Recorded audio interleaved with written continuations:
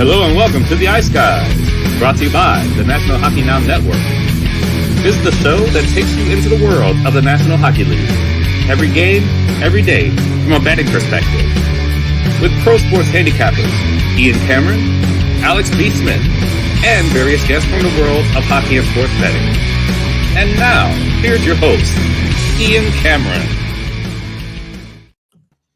Welcome to the Ice Guys, presented by National Hockey Now. Monday, March the 6th, Ian Cameron and Alex B. Smith ready to break down this Monday NHL card. 6 games on tap, a half dozen here in the NHL for a Monday. We'll get to that in just a second. Before we get to that, we'll get to the recap of yesterday as well at the beginning of the show, as we always do. But first, the BetCast. We want to remind everybody that we have another one tomorrow night, our usual Tuesday night live BetCast. And again, we'll be doing a BetCast live once a week the rest of the season and into the Stanley Cup playoffs. And Tuesday will be the night that most of them will be, including tomorrow night, March the 7th, 7 p.m. Eastern time, live betting, commentary, lots of fun. I mean, the last few BetCasts, especially on these Tuesdays, have been just absolute blast, just hanging out, kicking it with the viewers and the listeners of the Ice Guys show, watching the games unfold, betting them live, just commentating and giving our thoughts and opinions on what we're seeing, drinking a shit ton as well. That's always good as well. And we encourage that on the BetCast. So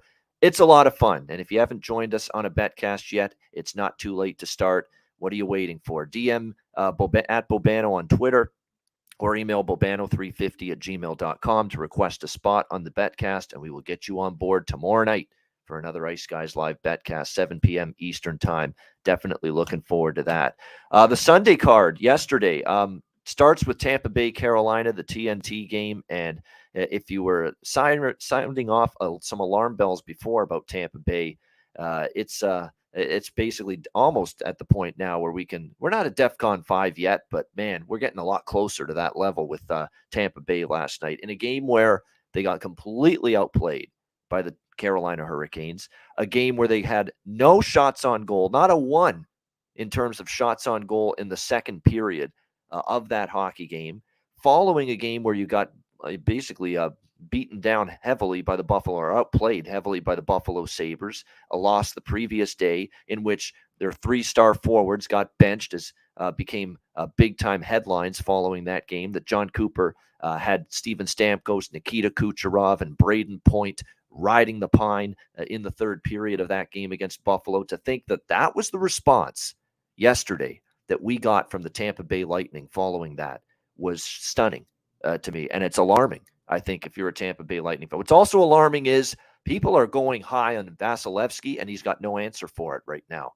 They are shooting the puck over the shoulder, and whether it's not, closing off the short side, upstairs, whatever the case may be, they're starting to figure this out about Vasilevsky. And look, Vasilevsky's still, to me, obviously a terrific goaltender. He can certainly adjust to it, but he's going to have to adjust to it. I see a lot of goals that are beating him now are going upstairs over that shoulder because they know he's so great down low, great covering post to post, getting across. His lateral quickness and movement has always been good for a big guy in net. So, they've got things they've got to figure it out right now, the Tampa Bay Lightning. So this has been a bad run for them. I know there's that argument there that, let's not panic. This is still a team that could flip a switch at playoff time.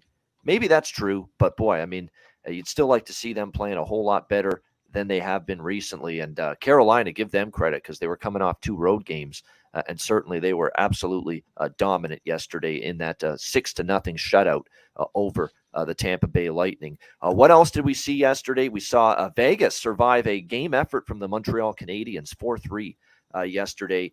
Jonathan Quick, I thought he was terrific in the game. I know he gave up a couple of goals in the third period, but I thought he played very well. He brought that I'll show you type of, performance that I thought he'd show you in his debut with the Golden Knights. I'm sure he's still raw with emotion after the LA Kings, traded him. I know that's not something Jonathan Quick wanted. He fully wanted to end his career with the only team he's played for, the Los Angeles Kings, but Rob Blake thought differently. And he ended up pulling the trigger on that trade, and it was a good performance from Quick. Montreal made a good push late, but not enough as Vegas wins 4-3. Shout out to you, Alex, with the Jonathan Quick, over 23.5 saves as well in that game. A low number, 23.5 for a saves prop is pretty low. and we figured maybe a good spot to jump on that, figuring that he's going to want to raise his game and make an impact, make a statement, play well. First game with the Golden Knights, he did that, and Vegas gets the 4-3 win. We saw Detroit fall 3-1 to the Philadelphia Flyers on Sunday night. We ended up seeing the New Jersey Devils, which was, I think, the best game of the day for me from a betting perspective. I mean, we had New Jersey every which way, right? First period, puck line. I had a small bit on the full game puck line, which did fall short. But other than that, everything else came through. We had New Jersey first period puck line, team total over, full game over 6.5 in that game. And it all ended up cashing in as the Devils get past the Arizona Coyotes. It wasn't easy, but they did get the 5-4 win in overtime. Dawson Mercer point streak continues. 9-game point streak for Dawson Mercer, but the goal streak comes to an end as he fails to find the back of the net. So his goal streak ends at 8, but the point streak for Dawson Mercer continues along now at 9 games. But a very good performance, hell of a start to your debut, to your career with the New Jersey Devils. If you're Timo Meier, scoring his first goal with the Devils in the first period was very, very impactful, noticeable throughout that game. And then at the late game, Seattle, Colorado, give the Kraken credit. Wow, down 2-1. They tie it late, and then they win in overtime with a Yanni Gourde overtime goal, 3-2 to beat Colorado. And the Kraken and the Avs are mirror images, Alex, for the way this NHL season has gone and the way a lot of them do. We're ready to write teams off one week, and we're ready to just shower them with, hey, they can win a Stanley Cup the next week. There is nothing more that conveys that thought process than that Seattle game last night, and I'll explain why. A week ago, we're seeing Seattle lose to Boston at home, getting pounded by Toronto at home. They had been on a bad skid. They got shut out by San Jose. You remember that, the Monday afternoon game on the holiday? And we're starting to think, here we go. Seattle's fading. They might not even make the playoffs anymore. After that Toronto loss, that's how much the struggles for the Kraken were starting to become troublesome. And yet, sure enough, they go back on the road, and what do? Beat St. Louis, beat Detroit, beat Columbus, and come back and beat the mighty Colorado Avalanche last night. And now they're on a 4-game win streak, feeling good again. So look how things can change one week. Mood swings with these teams are very real in the NHL. And then conversely, Alex, Colorado. We're thinking a week ago, look at this team, 6-game win streak, revving it up, getting ready for another Stanley Cup run, peaking at the right time. And what have we seen the last 3 games out of Colorado? Give up 7 in a loss to the Devils. Defense fell apart. Blown out in Dallas on Saturday afternoon. Cough up a late lead last night against Seattle and lose in overtime. Now all of a sudden we're wondering what's up with Colorado after 3 straight losses. The mood swings and the week-to-week premise of this league, it's amazing how it changes so drastically, Alex, one week to the next with these teams. Yeah, and honestly, it's really maddening. As somebody who kind of follows naturally more of the Western Conference teams have just been so streaky where it's hard to get a feel and reach on what's going to happen at any given night right now. And, you look at, like I said, even look at Colorado, the back and forth. Look how tight of a game they played last night, even though they lost. But then you look at, the game before against Dallas, where they just completely no-showed against a division opponent that you're trying to catch at the top of the Central. It's just so odd. The spots too. It's not just that. Okay, it's not like St. Louis at the beginning of the year, right? What St. Louis is doing, they were losing 5 games and they were winning 4, then they lose 6, and it's not streaks like where we can even pinpoint that.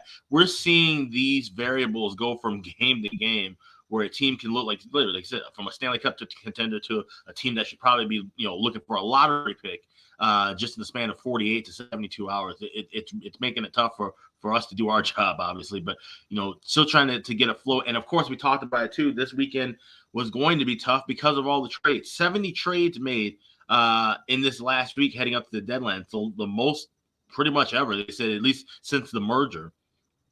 So when you're talking about that many moves and like we said, talking about all these trades where they weren't all these big heavy hitter moves, but even when you look at those depth players, it's still, taking time to slot guys in, taking time to gel. And that affects all of us, especially now, like I mentioned, with the player props. That changes everything. I mentioned about the Mikey Asamont, how he goes from first line San Jose playing for exercise to now fourth liner or a press box guy with a contending team. I use contending team. I should probably say contending team because the Tampa Bay Lightning looked absolutely fucking awful yesterday. And it definitely seems like this is the point in the road, the flag stuck in the ground where, okay, the dynasty run, it's pretty much come to an end. This is still a good team. This is still a dangerous team once they get into the playoffs. But I would not advise anybody to have an Eastern Conference future or a Stanley Cup future on the Tampa Bay Lightning right now. Wow, you're going even further than me, Alex, with the worry. See, I'm worried and I'm concerned, and I think they might get bounced early, but I'm not at that point yet where I'm saying the dynasty's dead. But you are. Wow. And if I'm a Buffalo Sabres fan, I'm waking up every morning pissed that they didn't go and get a better goaltender upgrade in the spot that they're in right now, where they could easily kind of worm right past Ottawa. Maybe if they get on a hot enough run, get past Tampa Bay. You already beat Tampa Bay this weekend and did it in an impressive fashion. And the fact that now you just said, you know what, we're just gonna roll the dice with Eric Comrie and Craig Anderson when you didn't have to do that is just that is really upsetting. And I'm not even a Buffalo fan, so I can only imagine what that fan base is feeling like right now, because you have the clear pathway right now, it looks like, based on what happened this weekend, to make a real run at not just getting into the wild card spot, but possibly grabbing that third spot in the Atlantic.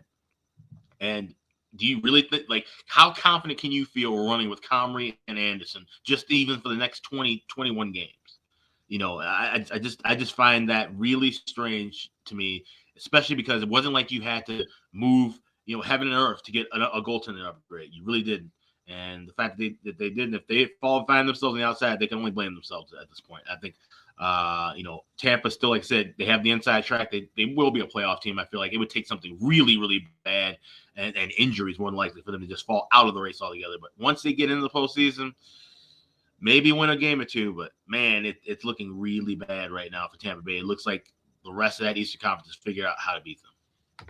Yeah, right. It does. Right now it does. And yet how insane. First of all, this could go one of two ways. Either everything that they're looking like right now comes to fruition in April and it leads to their run finally being done and they get beaten, if not by Toronto in the first round, maybe in the second round, but they get bounced in one of the first two rounds. Or this is just Tampa Bay's going through a little funk right now. Maybe there's some disinterest, maybe because the fact that they're pretty much, I would say, locked into third in the they can still catch Toronto, but they don't look like they're all that. They're not playing like a team that wants home ice in the first round. There should be something. People saying that they're bored. What do you mean bored? You're 5 points out of second to get home ice in that series against Toronto. There shouldn't be fucking boredom with that. There should be an incentive to let's get home ice. Let's get Game 7 at Amalie Arena against Toronto, unlike last year. You know, this is nonsense. This argument that Tampa Bay, you know, is bored right now. Bored stiff, and they couldn't care less about these games. Don't you want home ice in the first round against Toronto? It's totally asinine to suggest that. This is just not a team playing well. And while I'm worried about their form and worried this could permeate into the playoffs, I'm also aware that this team has that internal register where they can elevate to another level when they need to. And I do leave the door open for that to happen yet again in the first round and in the Stanley Cup playoffs. Sure, it could. Sure, they could find that level. Vasilevsky bounces back. This blue line that I'm very concerned about their depth. That cannot be denied. They don't have the depth on the blue line and the quality on the blue line that they had last year. They don't have Jan Ruda anymore. They don't have Ryan McDonough anymore. Nick Perbix ain't it. Sorry. And some of these other depth defensemen they have. They jettisoned Cal Foote out of there because he wasn't stepping up to the plate on that blue line this year. That's why they sent him to Nashville in the Jeannot trade. You think they wanted to peddle a blue liner, a young blue liner out of town when they're short on depth back there? Not a chance. They did it because he wasn't stepping up. He wasn't playing well for them. That's why they took him. That's why they traded him away.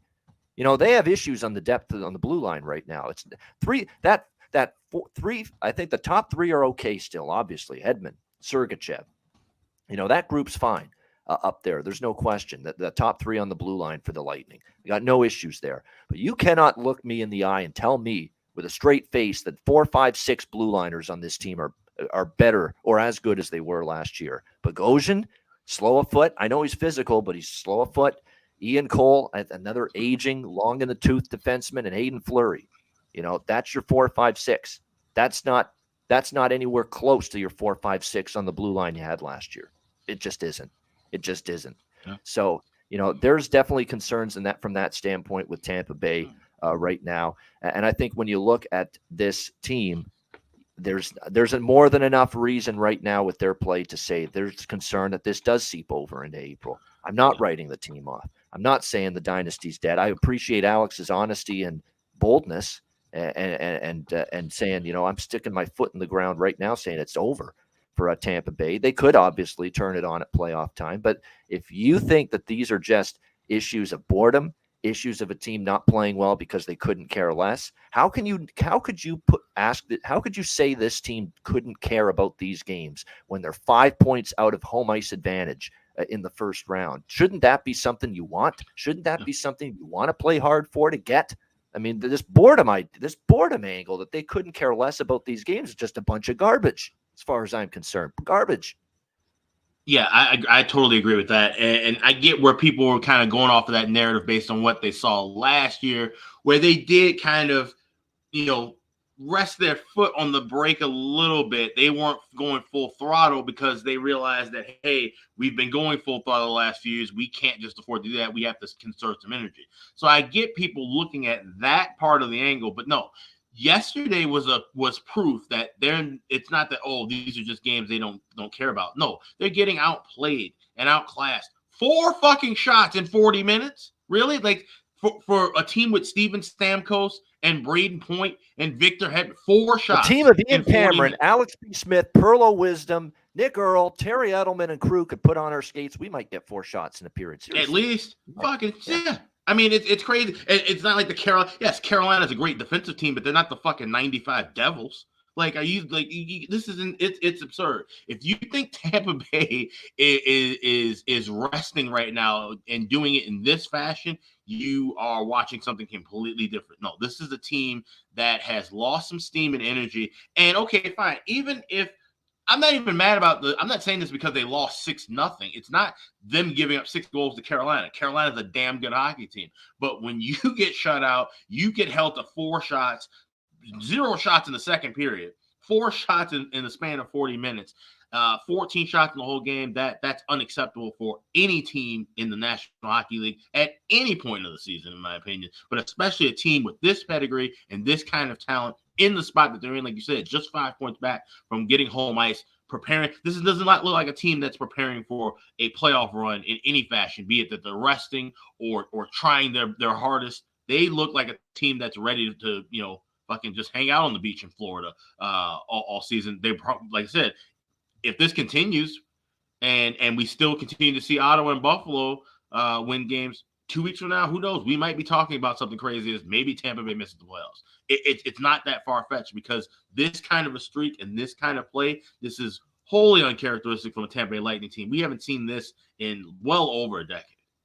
When have we seen them go 2-8 in a 10-game stretch? That's what they've gone here in the last. That'd be before Cooper.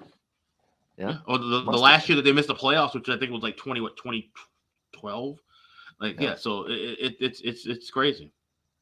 But they will have the opportunity to bounce back. They couldn't have handpicked a better opponent right now to try to snap the skid tomorrow night. They get to host the Philadelphia Flyers. So this is going to be their best opportunity to finally get back on track. But let's see it. And let's see if they're able to do that. And, there was something else I was going to mention here about this. Yeah, what Alex mentioned, they had no shots on goal in the second period alone. They had 4 shots on goal for the entirety of the first 2 periods, the first 40 minutes. Do you know what that's the equivalent of? It's like getting 30 total yards in a football game in this day and age in the NFL. 30 total yards. Yeah. That's how bad that is. 4 shots in 2 periods. It's like getting 30 total yards of offense in a football game. Yeah, it's and like 30 rushing yards. 27 shooting in a basketball game these days where everybody can shoot like crazy. 2 for 27 or something. That's how bad that was. 4 shots in 2 games yesterday for the Tampa Bay Lightning in the first 2 periods. Pull up a box score of any AHL, ECHL, SPHL game and tell me how many teams got more than 4 shots in every period yesterday. Yeah. It's stunning. I couldn't believe they went through the whole second period, didn't get a shot on goal. Not one. With that talent, I don't care back-to-back that you're struggling and you're trailing already, but that's beyond horrendous, no matter which way you slice it. Well, you know what's hopefully not going to be so horrendous? Picks that we have here on the Monday show. So let's get into it. We've got 6 games on tap, and we will begin in Winnipeg with the Sharks and the Jets. We've got Winnipeg minus 200 home favorites, 6 the total here in this game. It's been rough for San Jose post-trade deadline, no question. These 2 games that they've played, I mean, St. Louis rolls in there, and it's not like St. Louis was playing any good before they played the Sharks. They roll in there, put a 6 spot on the board against the Sharks, and then it was even worse against Washington after that on Thursday, I should say, that they played St. Louis. And then after that on Saturday against Washington, they actually started strong, 2-0 lead for the San Jose Sharks early in that game. And then it was just the roof caving in on them the rest of the game after that. 8 goals for the Washington Capitals and an 8-3 pounding for the Capitals over the San Jose Sharks in that game. So we'll see if they bounce back here against the Winnipeg Jets. Winnipeg, of course, off the 7-5 win against Edmonton, much needed for a struggling hockey team that had lost 5 straight games, 7-5 over the Oilers. The night before, they end up with a 6-3 loss to the Oilers in the first game. And again, that 5-game losing streak had losses to the Islanders twice, Colorado, LA, Edmonton. To be honest with you, they lost to nothing but good teams. You know, you can't say that there was a bad loss in that stretch for Winnipeg. It's just that, you know, they weren't able to get the victories in those games. They finally did against Edmonton 7-5. Very, very sloppy game. I think there was some major fatigue for Edmonton. And actually their head coach, Jay Woodcroft, mentioned that. Actually, this morning when I watched his press conference, they mentioned that, saying, you know, a lot of fatigue mistakes in that game with the puck. And Jack Campbell wasn't very good either. That didn't help Edmonton in that game, and he took the onus on himself, as he usually does when he doesn't play well, for the loss against the Jets that night. But give Winnipeg credit. They needed a response. They got it. It was an incredible night for Josh Morrissey. 2 goals, 1 assist, 3 points for him as his Norris Trophy status continues to get bolstered. Nino Niederreiter got his first point with the Winnipeg Jets in that game. The big gun stepped up for Winnipeg. This is a game that should win. I mean, you should rest on your laurels and say, hey, we got back in the win column. You know, let's leave it at that. No, there's no leaving it at that. You got to get 2 points tonight if you're Winnipeg here in this game. That being said, I'm not crazy about laying minus 200 or the regulation price. I'm just going to keep it simple and go Jets team total here. Over 3.5. I think it's a very, very good price. Very, very good number. I don't have to worry if they win this game or not. I don't have to worry what San Jose does or does not do offensively in this game against the Winnipeg Jets. We assume, by the way, it's going to be Connor Hellebuck no, it's not. It's Riddick, I should say, tonight. There we go. David Riddick in net for the Winnipeg Jets tonight in this game. It's not a back-to-back either, so I'm a little surprised by that. So I think, with Riddick in net, I'm on the Jets team total. I'm on the full game over as well. I have to.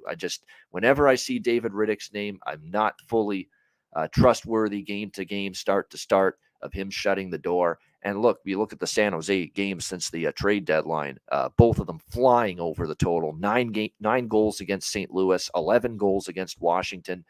Both of those games flew over the total. So with it being Riddick in net as opposed to Hellebuck, and I'm going to add that full game total over 6 as well here in this game. But I do think the Jets get to 4 here against this Sharks team. They have not defended a lick here in 2 games following the trade deadline. So the team total for the Jets over 3.5, and the full game over split is what I'm going to be looking at here. Alex, what do you think? San Jose, Winnipeg. So same thing, but different kind of style. I'm going to Jets team total over 3.5. I already laid that at 120, but I'm going to wait in game, try to grab a 5.5 for that full game over with Riddick in net.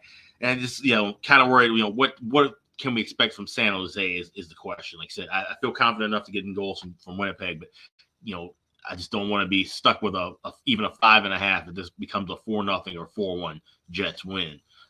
So I feel more comfortable with the Jets team total, but I will end up trying to sprinkle, at least hopefully if there's an early goal, then I can just forget about it, but at least have that team total in pocket and then try to grab a 5.5 in game.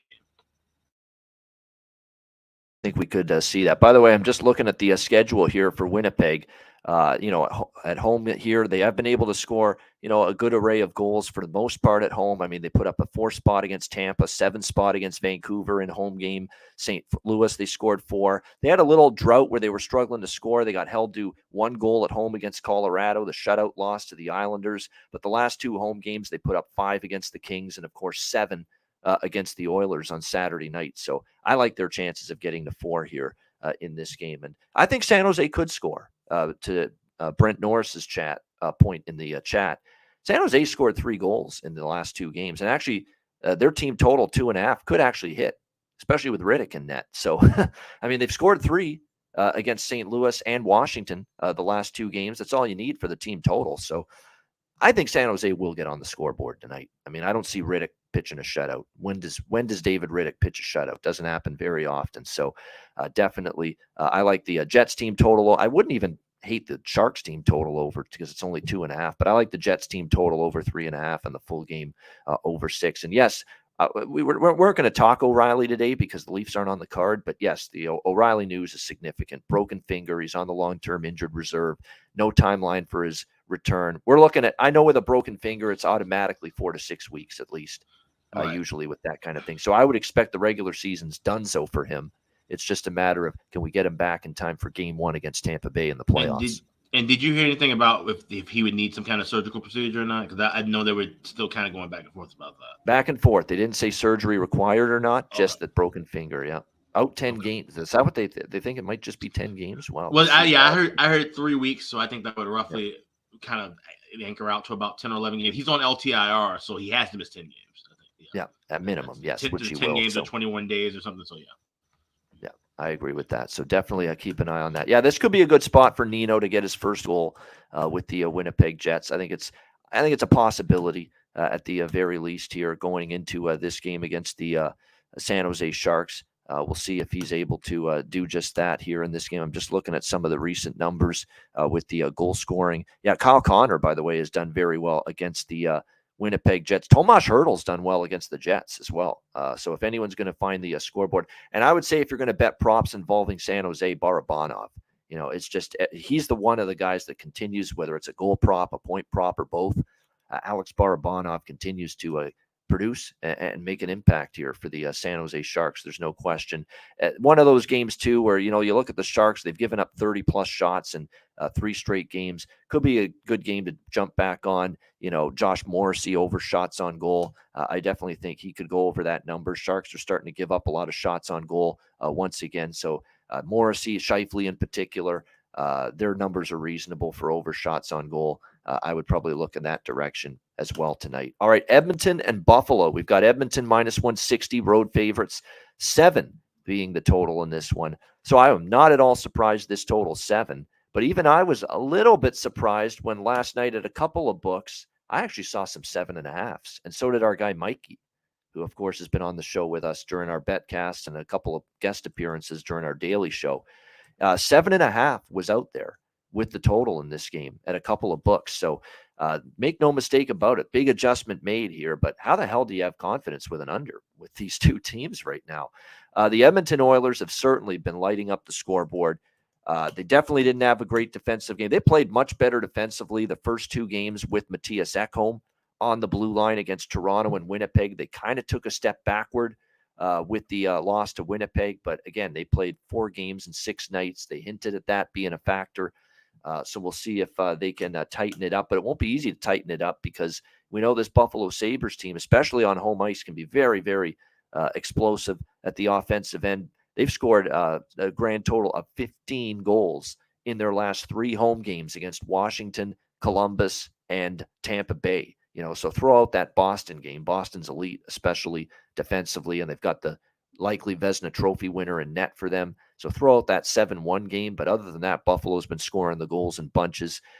Yes, Raymond Reddington in our chat must be in my brain and knowing what I'm thinking, because I like first period both teams to score in this game. It's the perfect kind of game where, very plausible that we've got both teams scoring in the opening period. And certainly that's a better option probably than even an over 1.5 or an over 2 in the first period. So look to both teams to score, at a plus price. I definitely think that's a good way to go in this game.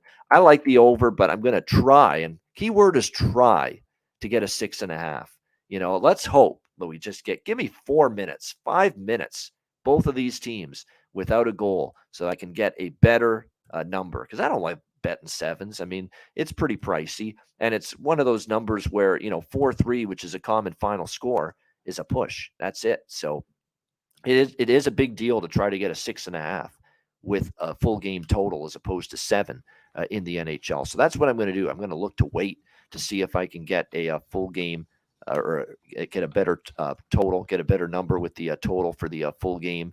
We'll wait to see if we can get that. And I'm just looking to confirm here that the both teams to score, by the way, in the first period of this game is around plus 125, plus 130. I knew it wouldn't be as big a plus price as other games, but definitely even at plus 125 right now for both teams to score first period, it's a very good play.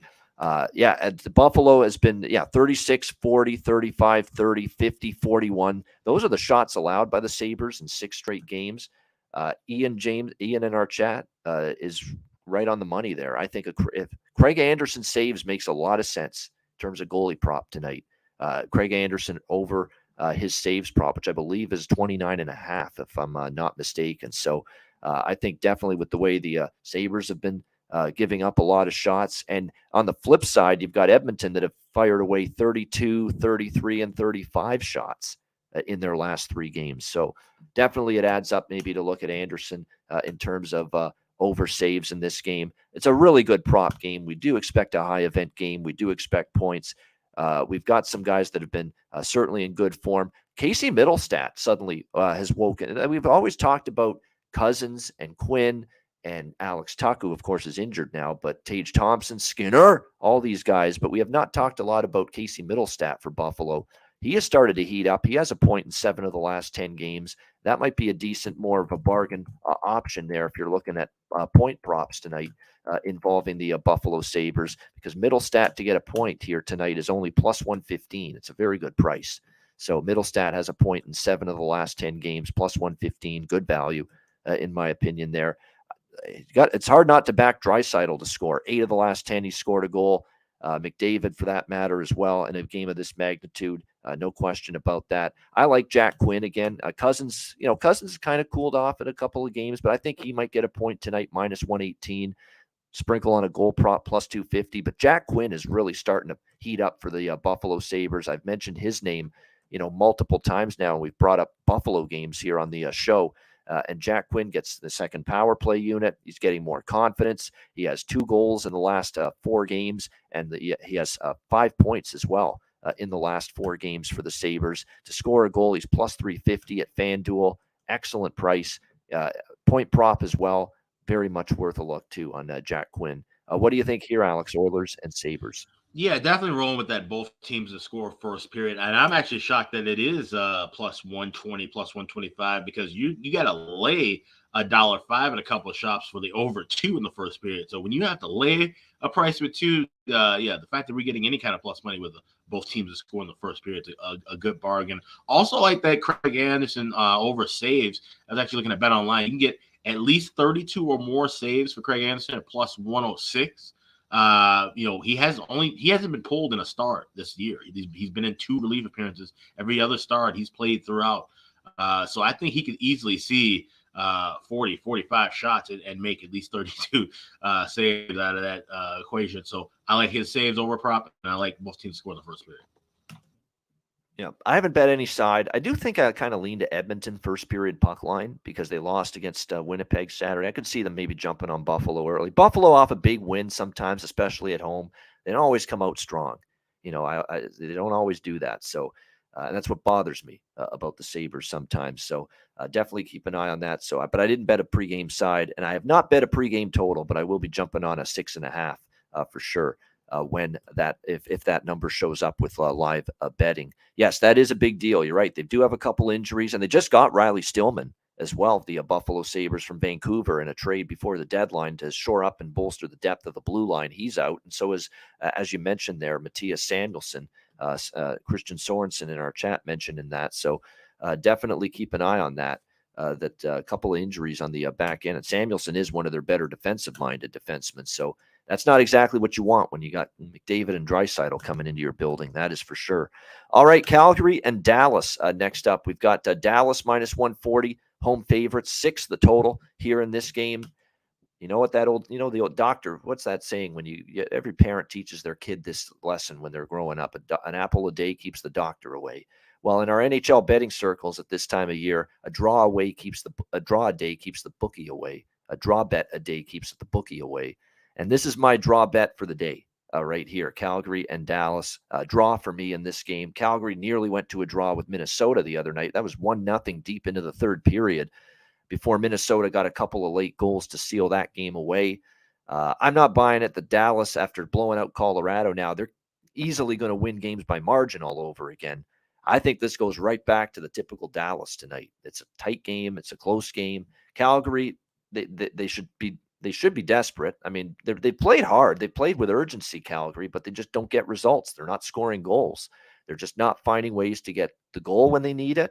They're finding ways not to get the save when they need it in net. That's their issue right now for the Calgary Flames. So maybe going on the road helps them. But I ain't backing a side in this game other than the draw. I think it's a close game. We did see, I believe, these two teams go to beyond regulation, go to overtime or a shootout in Calgary last May, 3-2. Earlier this season in January here in Dallas, it was a Saturday afternoon game. It was this close to going to overtime. It ended up being 6-5 in favor of Calgary. That was a very close game. So, yeah, like I said, a draw bet a day keeps the bookie away at this time of year in the NHL. And for me, this is that game on this Monday night card to take a shot with the draw, plus 332 at Pinnacle. Alex, what do you think here? Flames, Stars. Yeah, I lean with the draw. It's not my favorite on the card, but definitely is a great candidate. These are two teams that have played back-to-back playoff series, a lot of history, a lot of tight contests. And like I said, we haven't seen many overtimes, but definitely some tight battles between these two teams. And separately, these are teams that definitely fit the mold of, like I said, desperate teams looking to grab points, not really risking a lot if the game's tied late. So definitely would sprinkle on the draw. I saw plus 325 in a couple of shops. But I also have the over 5.5. I grabbed that yesterday, minus $1.20. That's not pretty much everywhere at 6 even. I still like it a little bit at 6 even, but obviously 5.5, that was a slam dunk for me, especially with Dallas now actually getting kind of hot and scoring early. This is that all, like I said, that offense, when their offense is rolling, they're as dangerous as anybody in the league. It's just they got to find a way to be consistent with it. And Calgary is a great team to build some consistency with when scoring, especially early in the contest. We know Jacob Markstrom likely to start. We know his struggles early in games, seeing the first few shots. So you can maybe even, if you get enough time, watch this in game, see the pace of play. If you're seeing Dallas getting off to some good starts, getting some good chances early, maybe sprinkle on that first period over and grab a better price as well. So Alex making a case for the over here with the Flames and the Stars, and there is a 5.5 at Bet Online. Very important to point that out. So if you like the over in this game, find that 5.5. I don't like the juice, but I'm laying it with Max Domi over 1.5 shots. I don't know why they dropped it to 1.5, but they did for some reason. 1.5 shots. It's minus 182 at FanDuel. Like, it's a huge price, but he's gone over 1.5 shots in 9 straight games. So you've got heavy percentages in your favor here with that bet.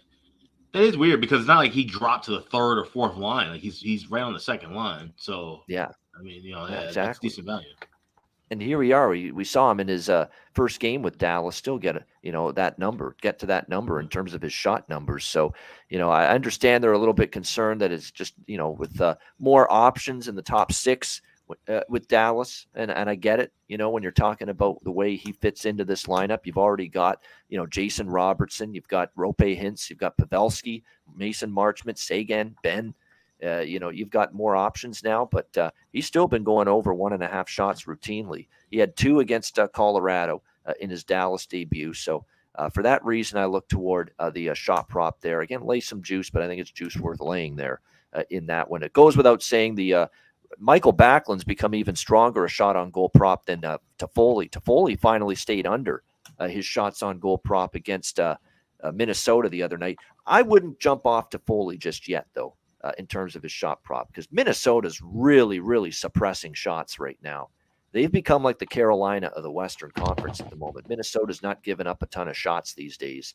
So I think that's part of the reason why Toffoli stayed under in that game against the Wild. So I'd still come back to the Toffoli shot prop tonight over 2.5. And it goes without saying, Michael Backlund's just been rolling over his shot prop. They finally moved it to 3.5, but man, he's with plus price though, plus 130 for over 3.5 shots here.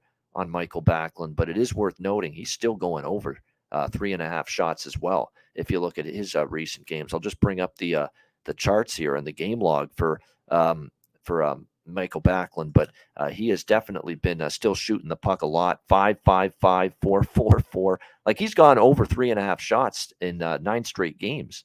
So you have to go back to 10 games ago when he was held under 3.5. So I think even at 3.5, he's still, a good bet over his shots on goal prop. And with Calgary right now, dare this team to score.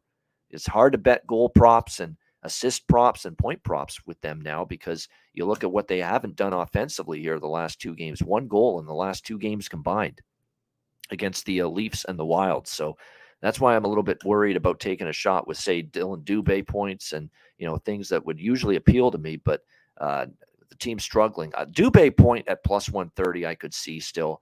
And if you're going to take a goal prop, I remain steadfast that the guy with the value right now is Jacob Peltier, the young kid. He's made an impact. He's noticeable out there on the ice, even in the games they don't score. And he's plus 400, to find the back of the net tonight. So Jacob Peltier, if you're going to bet someone with some value on the Calgary side to find the back of the net, it's probably who I would go with here in this game. But yeah, as far as the shot props go, I think you jump back on Toffoli, even though he didn't get it done the last game. Backlund, it goes without saying, over 3.5.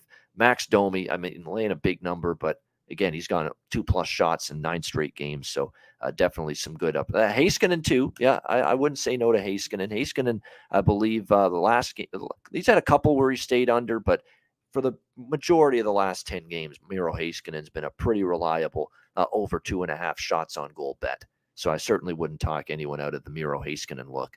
Over 2.5 shots on goal.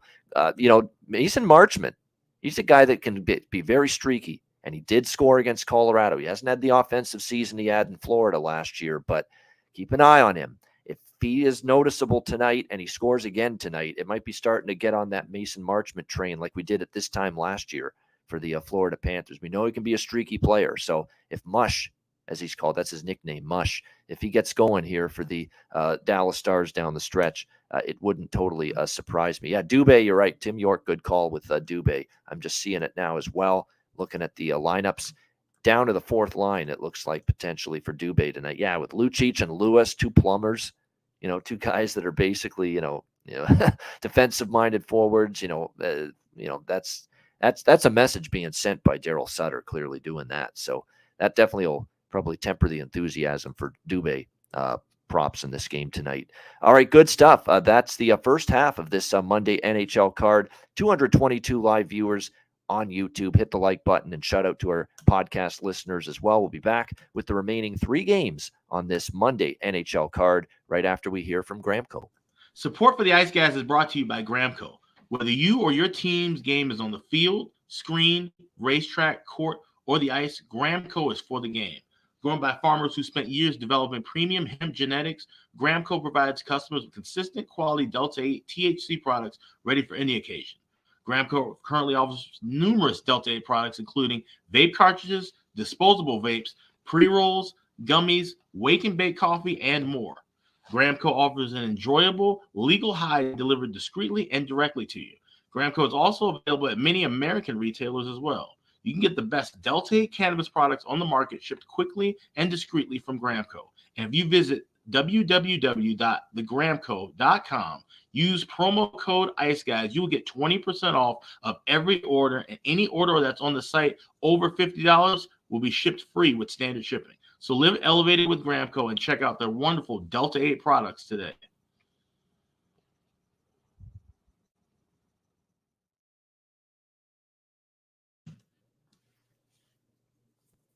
All right, we are back here on the Ice Guys. 3 games still to go, and we roll along to Ottawa and Chicago. We've got the Senators minus 260, road favorites, 6.5 being the total in this game. I'm worried that we're going to need to get Alex to the hospital in a second. He looks like he's struggling there, but nevertheless, it looked like something went down the wrong hole there. But nevertheless, Senators and Blackhawks here.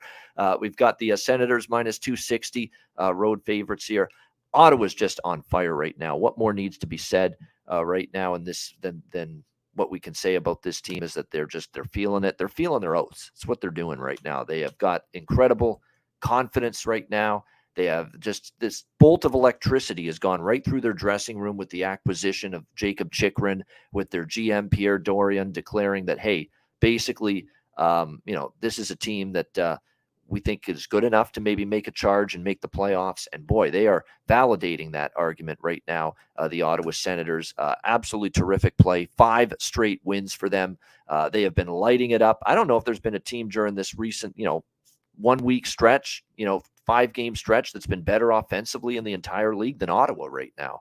They have been that incredible in terms of finding the back of the net. They've scored 5+ goals in every game during this 5-game win streak. All 5 games have gone over the total. Who's not performing well? I mean, right now, Batherson's been great. Stützle's been amazing. Brady Tkachuk leading by example as captain. Claude Giroux can't be stopped, hotter than a pistol right now for the Ottawa Senators. Absolutely just tremendous hockey being played by this team.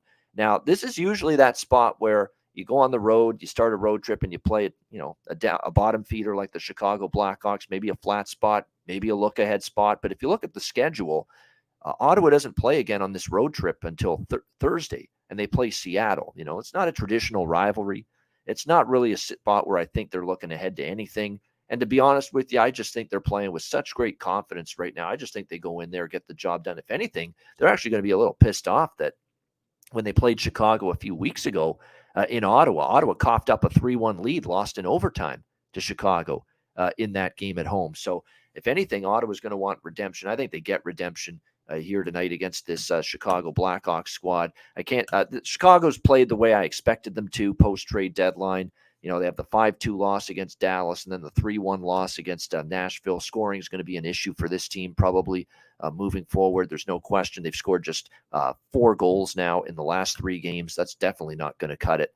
We'll see if they can pump it up offensively here. And we know that in terms of their defensive game, that hasn't been necessarily great either. They give up 3 to Nashville. They give up the 5 spot to Dallas, 4 goals to Arizona and Anaheim, who aren't exactly great hockey teams. So this definitely looks like a very, very tough night ahead for the Blackhawks. So I targeted New Jersey to just, not put a whooping, but do offensive damage at least against Arizona, because actually Arizona scored 4 against them.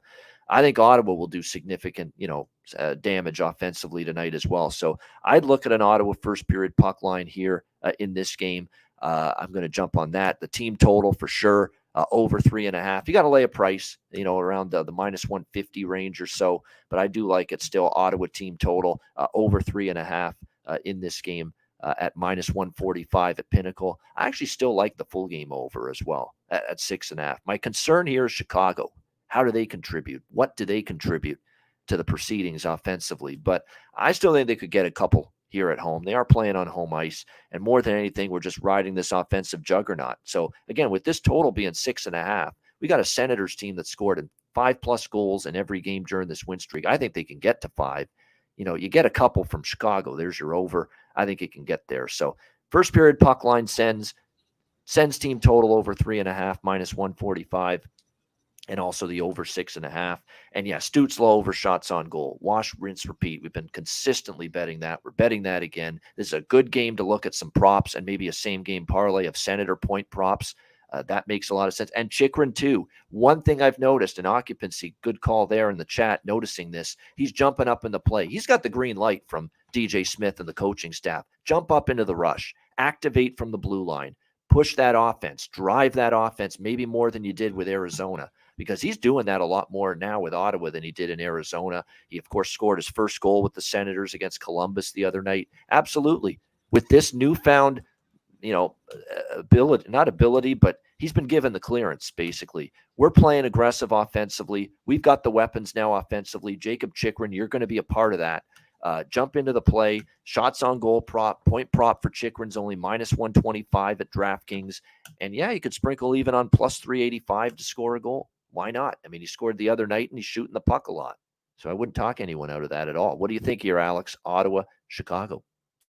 Yeah, I agree with that. Look, I mean, Ottawa's playing fantastic hockey. Chicago's trying to, get that tank rolling in proper motion now, heading toward the bottom. But the thing that's interesting is when you look at these historical trends that go back a long way, you have to try to figure out what is the reason behind this. And it's kind of hard to figure out why Chicago has dominated Ottawa for so long. Obviously, of course, during the Dynasty decade, it makes sense that Ottawa had some more bad teams than good teams over the last few years. But like you said, you look at that, uncharacteristic kind of a loss. I guess maybe it wasn't uncharacteristic at the time for Ottawa. It seems like now it's kind of shocking that Ottawa would have a 3-1 lead blown to Chicago at home.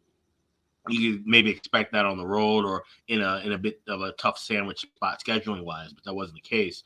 So I think Ottawa does come here, jazzed up, and like I said, they have a newfound energy amongst themselves. You hear, like I said, Giroux, pressing the front office to make moves. Well, they made moves. Now they have Jacob Chikrin. Now you were hearing, some of the guys in the press conference talking about, we really gear off the fans, being amped up in the crowd night after night. So now they're hoping, draw some more people and some more bodies and make some more noise, in their barn and act like a team that might be, actually trying to run and make a move toward the postseason for once. In a long time. So I do think we see a good effort from the night, but like I said, hard to trust what Chicago's going to give you one way or another. I'm going first period over. I laid 140. I'm seeing 145s. I'm seeing all the way up to 165. So with that, I'm saying wait. If you can't get a 140 or 135, wait. Grab it in game along with the full game over at 5.5.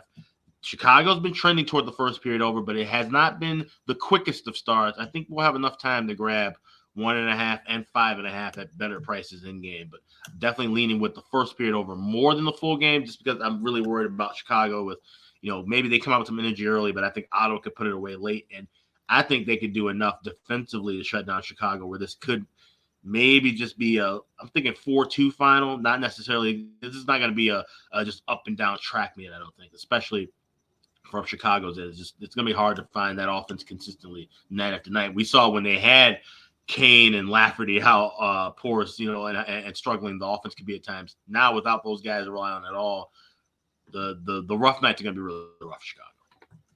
Okay, so the last time I did this with Alex DeBrincat playing his old team, he let me down. He really did in Ottawa when Chicago played there. I thought he'd make more of an impact. He didn't in that hockey game. And not that he played poorly, but when you're playing your old team for the first time and they didn't want to keep you, or obviously, I think they probably did deep down, but they just decided not to keep him. I expected a little bit better in terms of just one shot on goal from him. Now, he did have a point. He did have an assist in that 4-3 Ottawa loss to Chicago a couple weeks ago. But I expect now that he's going back to Chicago tonight, going back to the place he played for a few years, Alex DeBrincat, I think tonight's the night he might explode. So I'm on that over 2.5 minus 140 shots on goal for DeBrincat tonight. In this game. It's a reasonable price, reasonable number. And this, by the way, is a hell of a game to put some kind of point parlay together. I'm going to do that right now. Let's have some fun. Let's get it up. I'm going to get the same game parlay builder going here. Let's get the point prop. and it's all the players for Ottawa that are feeling it right now for them offensively. So we're going to have some fun with this. This is going to be a live same game parlay point builder right here. On the show before we move to the next game. We're going to put one together right now. I'm using Bet365 for this. Batherson, Chikrin, DeBrincat, Giroux, Stützle, because they're all firing right now, these guys, and Tkachuk. There we go. Let's stop there. That's good enough. That's 1, 2, 3, 4, 6 players, all to get 1 point tonight. Stützle, Tkachuk, Giroux, DeBrincat, Chikrin, Batherson. Put them all together in a same game parlay plus 700. There you go. Wow. I'm on that. There you go. Let's have some fun. Ian, run that one more time. Big bets. These are just fun bets, but bankroll builders if they cash. Make no mistake about it. I like that. And these are all players that, like, I'll rhyme off the stats of all of these guys in terms of in terms of the points they have scored lately. Tkachuk is on a point streak, 5-game point streak going into tonight. You've got DeBrincat, who is on a 1, 2, 3. He's gotten a point in 1, 2, 3, 4, 5, 6, 7 of the last 8 games. So that's a good positive expectation bet. Timmy Stützle for the Ottawa Senators, who's been shooting the puck a ton. I like his shots on goal. He has points in 4 straight games for the Senators. Batherson, who's on this list of this parlay I put together, he has a point in 4 of the last 5 games for the Ottawa Senators. And the risky one is Chychrun because he just got there. But still, I mean, he had 4 shots against Columbus. He shot there, I believe, 2 shots, but he had 2 points in that game against Columbus. He didn't have any in his debut against the Rangers with Ottawa. But at home, he had 2 points. He probably felt more comfortable having a game under his belt. I think he's still worth throwing into that parlay. You could take Chychrun out if you want, make it a 5-teamer, but you won't get as good of a price. See, with Chychrun in that parlay, it's plus 700. What happens if I take Chychrun out? I'm going to put that. I'm just going to put that parlay together without Chychrun right now and see what the price is on that.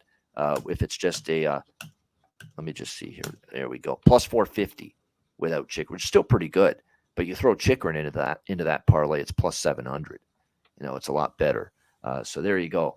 I'm on that. I think it's got a real shot. It's got a real shot. They're all red hot. And they're all either on consecutive game point streaks or points in 5 of 6, 4 of 5, 7 of 8, something like that. So really good look there. Again, put a couple bucks on that. And hey, if it cashes, you're going to notice it. All right, we've got Nashville and Vancouver. Even money here, minus 110 both sides. The total 6 here in this game tonight. I like Vancouver here, minus 110. I mean, I'm always a little bit worried that, they beat Toronto. There's always some extra little, enjoyment you get when you beat the Toronto Maple Leafs, especially with Toronto as good as they are and Vancouver having the tough season they've had. You beat Toronto, you feel good about it. Maybe you're a letdown possibly tonight, but I think they're building a little bit better play overall as a hockey team. And boy, does it help to have Thatcher Demko back. I can't say enough about how good he was against Toronto. He was absolutely sensational in net. Whatever rust he had against Dallas, his first start, he got that out of his fucking system in a hurry on Saturday night. He was fantastic against Toronto. It was a big reason why they ended up getting that victory on Saturday night. And look, Nashville, I'm waiting for Nashville to finally start losing, and they have not necessarily done that here. But, they're going out to the West Coast here. We'll see how they fare in this game, but I'm pretty sure that long-term in Vancouver's done. Actually, Nashville's actually won a couple in Vancouver, but still long-term, you go back years and years, Vancouver, I know, had a lot of success when hosting Nashville. Nashville's won 2 in a row against Florida and Chicago, and I give them a ton of credit for that. They're a weird team where they've given off pieces. They've basically, gotten rid of some players, but at the same point in time, they haven't totally gotten rid of everybody, and players that they do have, some of them have stepped up for the Nashville Predators here in these last few games, including our guy, Thomas Novak. Someone in the chat's already mentioning him. Yes, Thomas Novak is just a point machine right now for the Nashville Predators. He has collected 6 points in the last 8, or I should say points in 6 of the last 8 games. So, yeah, the Novak point prop worth a look. Beauvillier is worth a look. He continues to make impacts for the Vancouver Canucks, and he's the change of scenery has done him well. I'm not going to go crazy with the point props, the goal props, the assist props in this game, simply because I think this could be a lower scoring duel with these 2 teams. Because, look, the Vancouver over days are coming to an end, unfortunately. It was a great run with the overs in Vancouver games, but they've gone under in 4 of the last 5. This is what Tocchet wants to see. It better focus defensively, shoring things up in your own end. I still don't think they've got the blue line 1 through 6 to play this way consistently overall, but right now they are tightening it up, and whatever mistakes they do make, they've got the best goalie they have, Thatcher Demko, back from injury, ready to clean up some of those mistakes that they make. So nothing on the total, but I do like Vancouver just a little bit here. Minus 110 in this game. Oh, is it Seelovs here for Vancouver? It is. Yeah, Seelovs here although he's played a little bit better the last couple of games, that young Latvian kid. So, keep an eye on that. But that obviously changes things a little bit. And obviously it's changing things in the betting market as well, because this total was 6. It's now 6 with juice. I'm even starting to see 6.5. So they're betting this thing over, and they're betting Nashville as well right now with the Seelovs news. So, yeah, that does put a damper on the Vancouver look, but I'm still playing it. I might just lessen the amount with the news of the starting goaltender. What do you think here, Alex? Predators, Canucks? This is more likely to be a pass for me. I was looking to maybe play the draw here. He said Nashville definitely, has a puncher's chance of trying to climb back into a wild card spot, but they need a lot of help, and they got a lot to do. This is kind of they're a paper tiger when you look at this record right now. The last 6 wins, you beat Florida twice, you beat Chicago, You beat Arizona and San Jose. Already beat Vancouver, but you needed a shootout to do that in a 5-4 battle. So this is not really, an impressive stretch we're seeing Nashville, despite them getting points and winning games. They haven't been doing it in the most impressive of fashions. But Silovs and net kind of raises some concern for me too. So this is probably the stay away game for me of the night. I have plays on everything except this one. Yeah, nothing wrong with that. I like a couple shots props here. Miller for Vancouver. He's really been, especially on home ice, been going over his shot prop. Good look there as far as I'm concerned. And also, like I said, Beauvillier to get a point. Beauvillier is, again, that change of scenery. And Thomas Novak. How can we not look toward a Thomas Novak prop once again for Nashville? He's been producing the points for sure. I wanted to go back to the Calgary game. There's someone I wanted to mention. It just clicked in my mind. You know who's been all over the ice for them the last few games up front, even in their 2 losses against Toronto and Minnesota? Like, he's been all over the ice. Chances galore, physical. You just noticed him on the ice. And he's probably a good shots prop candidate tonight for Calgary. Blake Coleman. Blake Coleman really the last few games. He's just been all over the front of the net. So he's doing everything he can for that team. So I'd put a look toward Blake Coleman over his shot prop tonight. And again, when you're talking about Calgary shot props, you're talking about, Coleman's not the Toffoli and Backlund where, you've been getting a lot of, 2.5 with juice or 3.5 with Blake Coleman.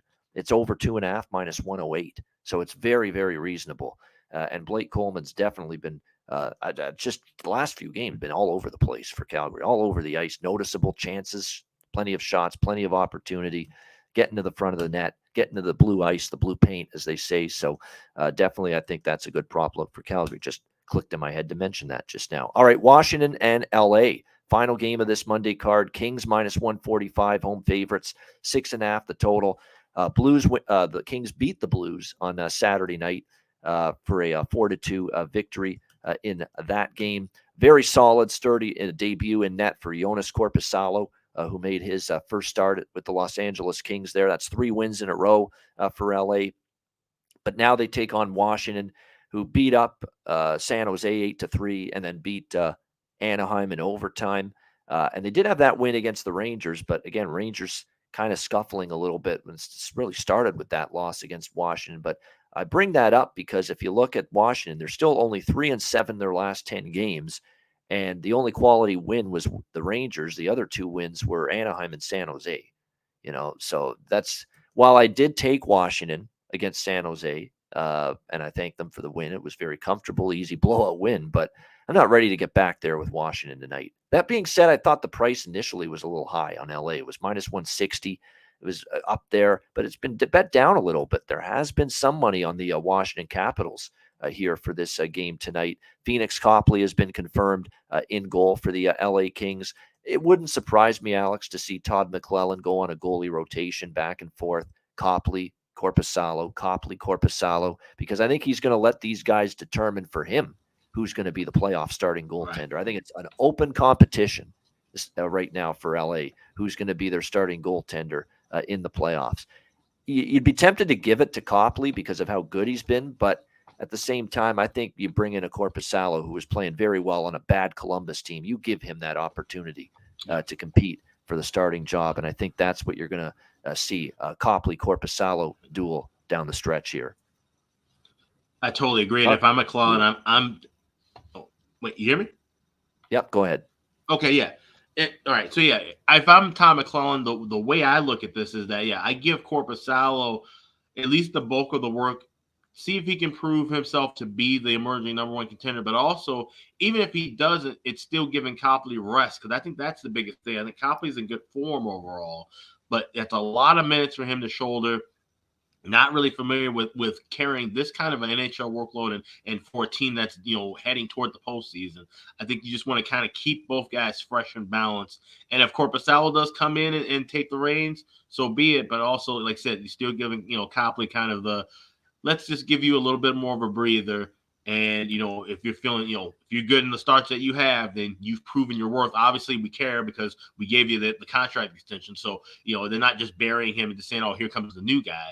It's a balanced enough competition to where both guys can still excel and both guys have a job to uphold in these last 20 or so games with the Kings, regardless of who gets the game 1 started once the playoffs go.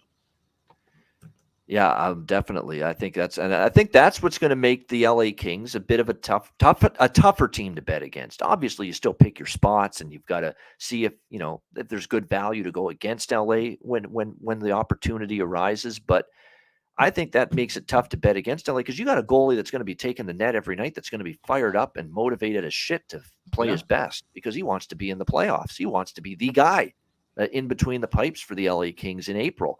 So I think you've got a goalie that every night for McClellan is going to want to go out there and stand on his head because he knows that's the way I'm going to get the job at playoff time. So I think that motivates both. Yeah, that's a great point. Someone in our chat saying Copley facing the team he was with at one time. Yeah, he was a member of the Capitals. That too, yeah. No doubt. You're always up for those games. You're always up for it when you were a member of an organization and they decided it didn't work out or they didn't keep you, whatever the case may be. You're always fired up. So I ain't on Washington. I just thought the price was. I lean LA. I might wait for a live betting opportunity in this game. Washington has dominated, though. I do want to mention that series history. I think maybe that's playing a role possibly in the money coming in on the Capitals because they have won 6 of the last 7 meetings and they've won 3 straight in LA against the Kings. So they've come to LA and won 3 straight times. But different Capitals team, a little bit.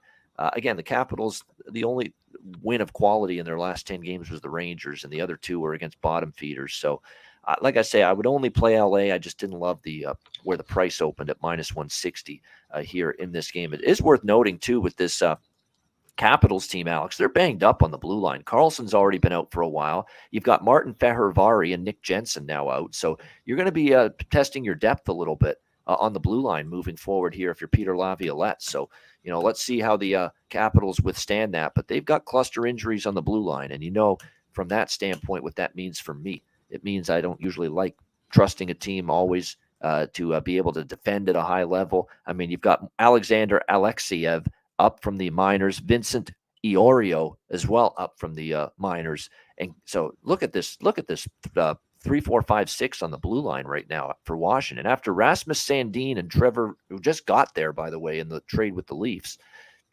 after Rasmus Sandin and Trevor Van Riemsdyk, who are playing top pairing on defense, they've got Matt Irwin, who's a journeyman, Gabe Carlson, who's barely had a cup of coffee in the NHL, and then these 2 young kids, Alexeyev and Iorio, on the third pair. That's not good. That's not good for tonight, at least against LA. So that, what that means? I think that means for me, that team total's calling my name on the LA Kings tonight. I might look in that direction here, over 3.5. And I cashed a ticket with that against St. Louis. I went the team total route with the LA Kings, and they got to a 4 in that game for me. And it's only +104 at Pinnacle on that over 3.5 for the LA Kings team total. I think that's piquing my interest for sure. Alex, what do you think here? Capitals, Kings. Yeah, I grabbed the draw at +340 earlier, and like I said, this just seemed like one of those games with, especially the Capitals too. Like I said, they just need points. Like I said, those are different Caps teams that have been dominating against LA, and even with those wins, they've all been fairly close battles back and forth. We know how LA, it seems like every other night they're playing a game that's going into OT. And like I said, but that Capitals blue line, that is kind of a cause for concern, and certainly something to watch for moving forward. I think this one stays close, but I think Washington could be very susceptible to giving up a lot of goals with that blue line moving forward. So Caps overs will definitely be something to look at, and maybe even I don't know about in game. I think we could probably see some scoring early here in this contest, back and forth. But I like the draw enough. That's the only thing I'm going to side with. Yeah, definitely. So liking the draw here in what Alex thinks will be a competitive game here. And yeah, you can get the draw what did you get on that draw, Alex? 340. 340. Yeah, I see 340, 350. Pinnacle sometimes has it a lot better and higher, only 10 cents higher, +350 there. So, but still a very good price there if you're looking at the draw in that game. And some props for this game here tonight with this matchup. Kempe over shots on goal, Fiala over shots on goal, worth a look. And again, we still have some streaks going on here. TJ Oshie with a point in 5 straight games. I definitely think that's worth a look. He has been definitely in good form lately, and it's carried over since Ovi got back. I know Ovi being back has clearly always is going to help the team, but I think Ovi's played, or Oshie, I should say, has played even better than Ovi. -105 to get a point. That's it for Oshie. Think about that. Minus 105 to get a point. TJ Oshie, he's gotten a point in 5 straight games. So that is an excellent price there for that, considering the production we've seen from him lately. Victor Arvidsson's gone over his shots on goal 8 of the last 10 games. I think that's probably a shots on goal candidate for the Kings as well in this game. But on the Washington side, yeah, that's number 1 here. And watch out for Gabe Vilardi. You know how Gabe Vilardi early in the season, Alex, how many times did I mention Gabe Vilardi props on this show? A ton in October and November, and he was heating it up, and his prices were way off. But then he went into a little bit of a funk. And look, he obviously you're going to go into a slump at some point, no matter how good a goal scorer or how good of a player you are.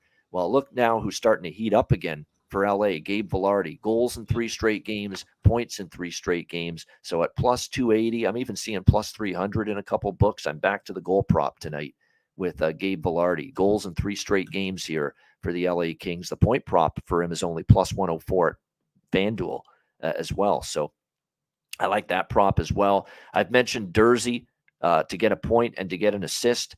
Those are still playable. He's definitely been chipping in points from the back end. Durzi fueling the offense, getting it going, factoring in on the goals. So definitely those props I would consider here as well for tonight with the Caps and the Kings. All right, great stuff. That's the Monday card. We appreciate it. Hit the like button if you're watching on YouTube. Patreon.com/Ice Guys, just $10 a month. Power ratings, goalie charts, totals charts, our daily show betting card, and more, including bonus video content. A lot more coming up with that in the weeks ahead. Sign up at patreon.com/Ice Guys, just $10 a month. Also, check out the Ice Guys store. That's iceguys.myspreadshop.com. 7 days remaining, 20% off everything in the store. It's any item. That's hoodies, caps, t-shirts. Spring is on the way. Nice weather is coming up pretty soon. So get outfitted with some Ice Guys merch. Check out iceguys.myspreadshop.com. And yeah, it can't come a moment too soon, the better weather, that's for sure. All right, we'll wrap it up with best bets right after we hear from Manscaped. Support for the Ice Guys is brought to you by Manscaped, who is the best in men's below-the-waist grooming. Their products are precision-engineered tools for your family jewels. Manscaped's Performance Package, the ultimate men's hygiene bundle. Join over 7 million men worldwide who trust Manscaped with this exclusive offer for you, 20% off and free worldwide shipping with the promo code ICE Guys. That's promo code ICEGUYS at manscaped.com. If my math is correct, it's about 14 million balls that you can preserve. The Performance Package 4.0 is the complete accessory package to take care of everything that is required. You've got, of course, the Lawnmower 4.0. Takes care of your facial hair and among other things. You've got, of course, the Weed Whacker. I'm approaching 40. Nose hair has become a major issue. It pisses the hell out of me. I need to take care of that shit, and the Weed Whacker can help you do that. Both of these products, waterproof and a 4000K LED spotlight for a more precise shave. And you'll also be able to take care of those delicate areas with the ball toner, with the ball deodorant, keep you smelling good, looking good, and feeling good down in the nether regions. This complete Performance Package 4.0 will take care of everything for you, for all you guys out there, and it's courtesy of our good friends at manscaped.com. So get 20% off and free shipping with the promo code ICEGUYS at manscaped.com. That's 20% off with free shipping at manscaped.com. And use promo code ICEGUYS. Unlock your confidence and always use the right tools for the job with Manscaped.